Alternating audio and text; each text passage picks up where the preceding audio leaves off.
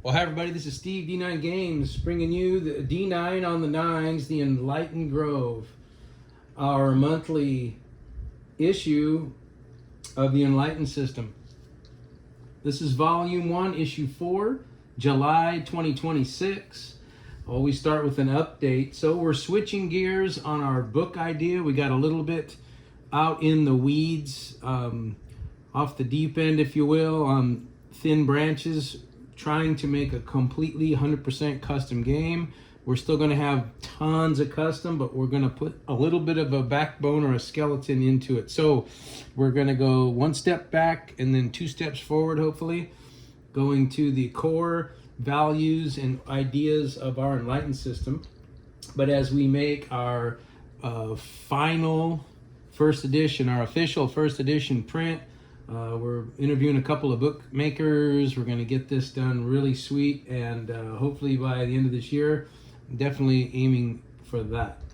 So the switching gears, we're going to keep a lot of the core guidelines. We just love how some of these things, for example, we got our enlightenments. You earn your talent in this game. You roll 18 or a double 9, we call it, or in some cases a triple 9. And the thing that you are doing, you can ice in the next off season and just become an absolute studette, a pro at it. So we're switching gears to looking back at some of our main guidelines and focal points. Of course, the Enlightens, of course, the health system, Strive, the custom designing. We just have a lot that we like, so we're going to stick to the skeleton of the game and maybe trim a few branches that we've found in play testing that have slowed things down, and we're working on that. So more pages does not always mean better, so we're definitely gonna slim and trim this down so that the absolute beginner could read through and say, man, I could run this right now. Simple, clean, effective, that's the goal, and we're working on it. We're pretty excited about the new focus. Tuesday, the nameless ones finished their way through Coelen. They came in and noticed that it was wiped out by the Romans and or their allies, and a lot of the Corrigan were dead. Some retreated underground, and they've eventually established a little hideout or a base there in Coelen. They did come across, after their off-season, a dragon meeting. So it's a meeting of a couple of mages who they later found out turned themselves into dragons, and that was in Coelen. So the next stop, as they chose to ally with them, the dragons that is, leading to a plot twist which I'll reveal later, sent them to Londinium to wipe out some more vampires. Now, in Londinium, the level 9, level 10 nameless ones, Tuesday night, they decided to send their scout upstairs into a upstairs room where there was some Romans that double teamed the scout and killed him. Of course, a vampire shows up. She says, "Who killed this elf? I could have used his blood." So she was pissed off at the Roman soldiers. She actually brought Scouto, our scout, back to life. And I gave him a choice. Do you want to come back or not? He said yes, so he came back a vampire. Now, quick story about Tuesday night. Lucius, with the Tooth of the Dragon Necros, walked away from battle, took damage, and rolled triple 9, taking out the vampire. And because of Necros and the crit, one-shot the level 10 vampire, and still Scouto was in a bad way. Our Corrigan mage bard decided to implement the talent BS the GM and state to me that because the vampire was killed, the very same being that turned Scouto into a vampire, Scouto could come back to his human form. And sure enough, the roll was good. I gave our scout the option, and he chose to come back. So pretty fun stuff with the triple 9, with the Necros, the vampire kill. Awesome stuff. So what else happened? Oh, they've went into an off season in Coelen, And we have 3 of our 6 characters on Tuesday night into the 1,000 pop range. So they're rolling their adventuring life meter rolls.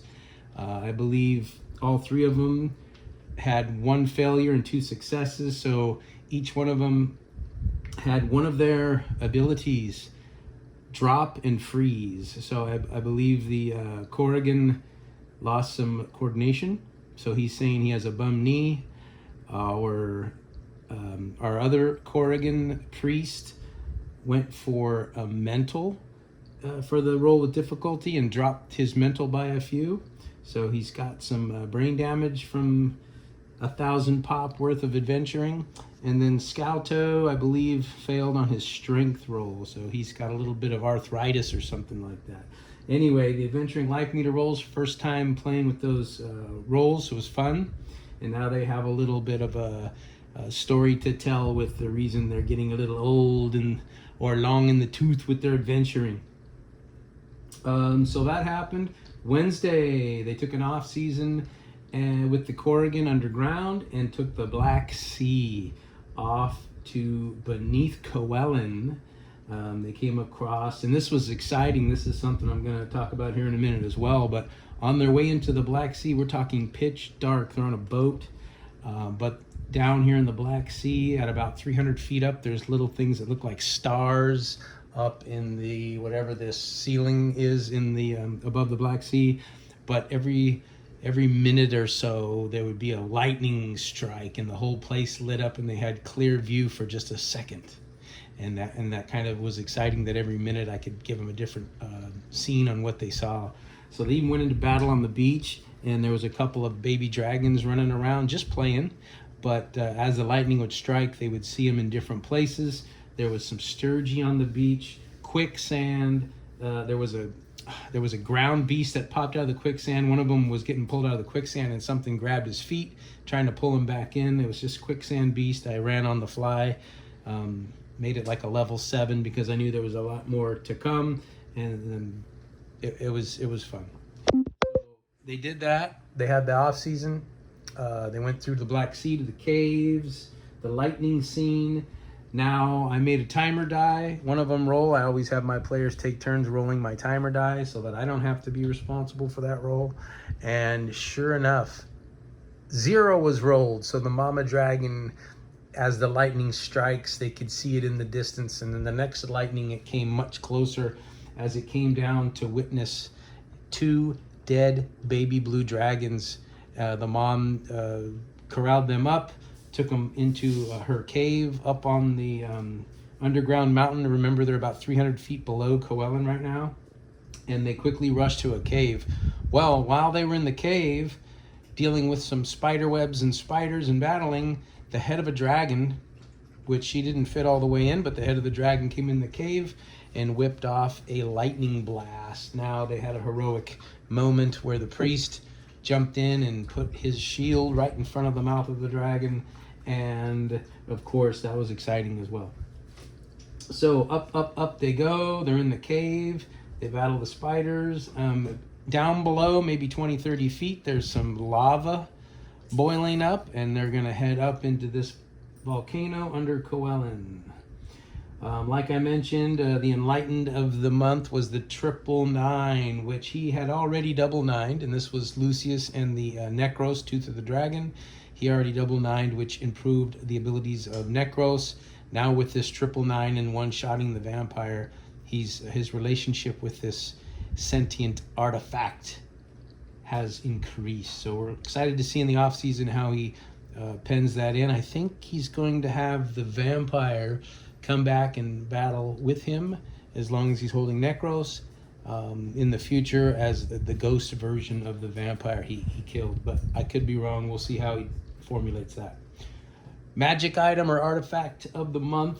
Of course, Necros is great, but this one is a skull artifact. It's about the size of a bowling ball, but it's not as heavy possibly. And it's a skull, and inside the eyes change color based on the kind of blood that you pour into the top of its skull.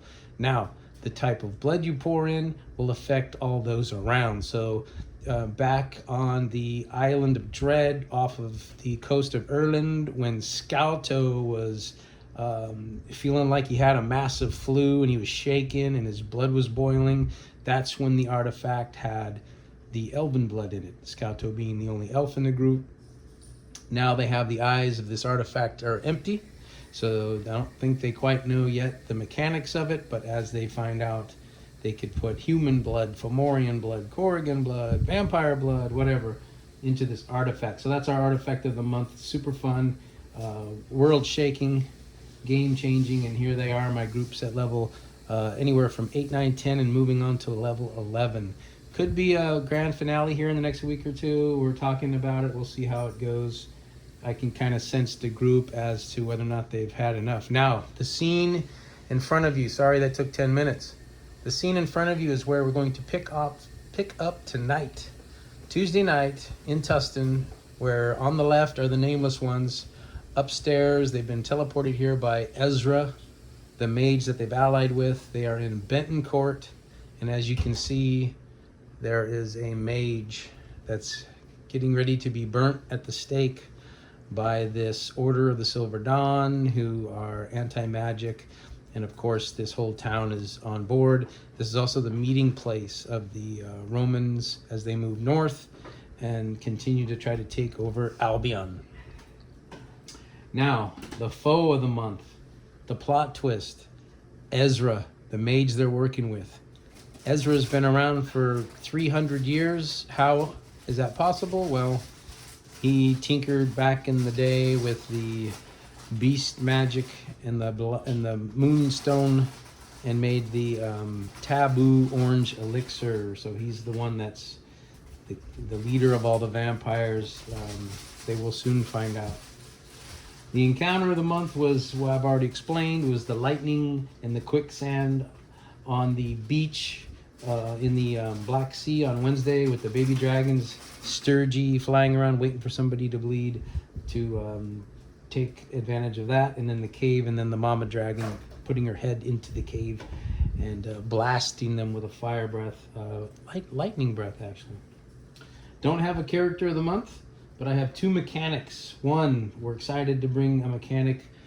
When a mage makes a cast, any zeros rolled, you only use 2 dice, but anything on board with a 0 is a point of damage. And so we're still going to tweak that a little bit. Maybe a seer takes 1 point no matter how many zeros are out there. The regular mage will take 1 point per 0 rolled, and then the sorcerers and beast magic users might take more. So pretty excited about that. And that, of course, would lead to somebody nuking their foe and taking damage at the same time, which I'm a big fan of. That's a new mechanic. And then, of course, the second of the 2 new mechanics is the what I call pass-fail. How well did you pass and how well did you fail? So let's say your player, like in this situation, wants to jump off of that 2-story building and land, and they make and you say, this might be a bad example, but if you know they're going to fail already, then you say, give me a roll and we'll see how badly it goes. So they might fail just a little bit, or they might fail a lot. Instead of always rolling to pass fail, like, well, if you make your roll, you always succeed. If you fail the roll, you always fail. We don't do that in Enlightened. This new mechanic's going to open up a plethora of cool options where somebody wants to talk to a guard to influence and get their way into a building. You already know the guard's going to let them in no matter what. So you're going to roll to see how well they succeed. Maybe they make a new friend out of the guard. Maybe they just simply succeed, or what. The other thing is on failure. They want to jump off a mountain, I don't know. They're going to fail no matter what. Well, let's roll to see how badly you fail. So there's 3 ways to roll. You can already fail and roll to see how badly it goes. You can already succeed and see how well it goes. Or the trope roll of pass or fail. The only other thing, hot topics, people have talked a little bit out on the YouTubes about balance, deadly encounters, leaving a back door to run. So the bottom line with me on that is I don't worry about balance anymore. I used to kind of do a rule of thumb. Okay, I got 5 level 9 heroes, so that's 45 points, and then I kind of run a counter around 45 points worth of monsters. That's okay if you want to do that from time to time. Sometimes if your wheels are spinning, you can use that as a crutch, but I don't do that anymore. I just run whatever the imagination leans toward. Of course, when my players take turns making my random encounter rolls and timer rolls, that could influence my levels a little bit. Like this is super deadly, what you're looking at in front of you. You've got this cult or faction leader. You've got several high-level warriors with them, and as you can see in the middle is the group of citizens. So the idea here is if for some reason they can rally the citizens, maybe they can help with this saving of the mage, or if they don't influence, maybe they won't help. Maybe they'll fight our heroes. So that's kind of the way I do it. Quick and simple answer to the hot topic is I don't really believe in balance. Sometimes it might be a crutch you might need, but I don't really do balance. So that's it for issue 4, volume 1, The Enlightened Grove. Till next time, everybody. Peace.